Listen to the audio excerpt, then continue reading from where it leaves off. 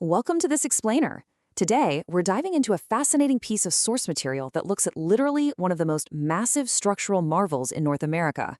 But, as you're going to see, this incredible feat of engineering hides a very dark and permanent secret. So get ready, because we're looking at the Grand Coulee Dam. It's a structure so immense, it kind of defies logic, yet it carries a legacy that is incredibly complex. Right off the bat, the source material labels the creation of this dam with a really powerful phrase. They call it the ultimate masterpiece of human defiance. Just let that sink in for a second. This wasn't just some standard construction project. It was humanity looking at the staggering, unbridled force of nature and deciding, hey, we're going to build a massive concrete wall right in the middle of it to bend the landscape to our will. It perfectly sets up the sheer audacity required to even conceptualize a project of this magnitude. Okay, let's dive into this. That number one, that represents the Grand Coulee Dam's official rank. It is the #1 largest power plant in the entire United States. We aren't just talking about a local, regional water feature here. We're talking about the absolute peak of American power generation. It stands totally alone at the very top of the list, producing an unfathomable amount of energy for the surrounding grid. To truly understand this behemoth, explorers Jeff and Alexa from the GeoLex series actually traveled all the way to eastern Washington, right on the mighty Columbia River, to witness this massive concrete wall in person. Because, seeing it on a map is one thing, but actually standing in its shadow is a whole different ballgame.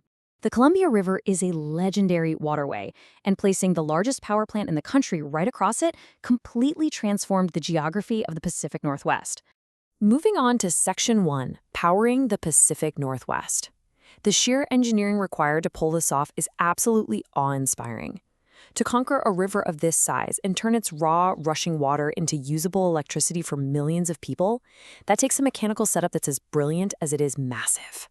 The basic mechanics of how the dam actually generates all this immense power can be broken down into 3 pretty fundamental steps.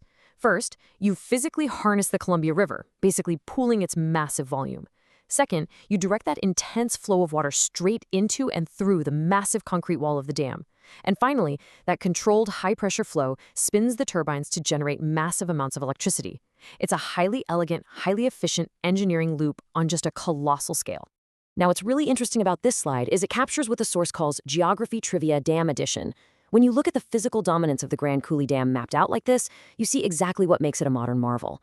Its location in eastern Washington harnesses a massive natural resource, giving it that #1 power rank, and it's all made possible by an immovable, brutalist structure, the massive concrete wall. It is a triumphant physical achievement. But how much did this masterpiece truly cost? And I don't just mean the financial budget to pour the concrete and pay the workers. When we build something that defies nature to this extreme degree, the final bill is rarely just paid in dollars and cents. There's a hidden toll, a much heavier cost that comes with completely halting a natural force of this scale. So let's look at Section 2, the biological superhighway. To really understand that cost, we have to look at the Columbia River not just as a source of moving water to spin turbines, but as a living biological superhighway. Before human intervention, this river was a vital, breathing ecosystem that served as the main artery for the entire region. As the original explorers point out, before the dam existed, the Columbia River was exactly that, a thriving biological superhighway. It was ecologically vital to the region, providing life-sustaining pathways for countless species, most notably the massive salmon runs. And because of this natural abundance, the river was deeply tied to the cultural heritage of the local indigenous tribes, who had relied on its free-flowing ecosystem for thousands of years. The river was literally their lifeblood. Which brings us to the central tragedy highlighted by our explorers. When you look at the design of the Grand Coulee Dam, one glaring, heartbreaking question emerges. Why are there no fish ladders? For a structure built across one of the most important fish migration routes on Earth, the complete absence of a way for fish to bypass the dam is a massive, incredibly deliberate engineering omission. This omission created what the source defines as the Columbia River's infamous bottleneck. By building a massive obstruction without fish ladders, the dam effectively severed the biological superhighway right in half. It is a permanent, impenetrable wall that abruptly ended the natural migration cycles. And that resulted in a devastating ecological and cultural disruption that altered the landscape forever. So the crucial point is this. As the source material directly states, Creating the largest power plant in the country came at, quote, a devastating ecological and cultural cost. It is a stark reminder that human progress on this scale often requires a severe sacrifice. The permanent loss of the Upper Columbia's salmon runs fundamentally changed the ecosystem, and with it the traditional way of life for the people who had lived alongside it for millennia. This brings us to Section 3, Good or Bad, a Mixed Legacy. We are left with a deeply complicated historical reality. We really have to view the Grand Coulee Dam through the lens of a mixed legacy. As an impartial observer of the source material, it's clear that it's both a triumph and a tragedy simultaneously, and holding those two truths side by side is absolutely essential to understanding the dam's true place in American history. And this brilliantly illustrates that exact tension.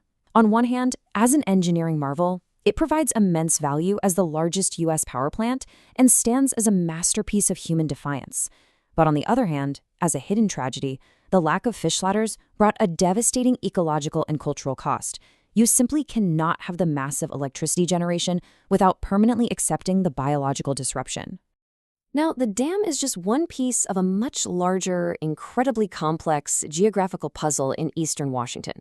In fact, right after exploring the dam, the source material teases what's next, continuing the journey into the channeled scablands.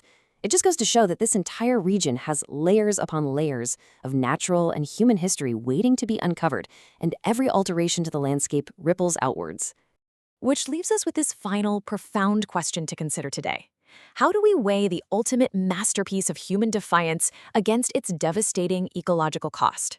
There are just no easy answers here. The Grand Coulee Dam powers millions of lives, yet it permanently silenced a vital part of the natural world. I encourage you to ponder this mixed legacy the next time you flip a light switch and think about the true cost of human progress. Thank you so much for joining me for this explainer, and I hope this provided a clear, structured look into a truly fascinating topic.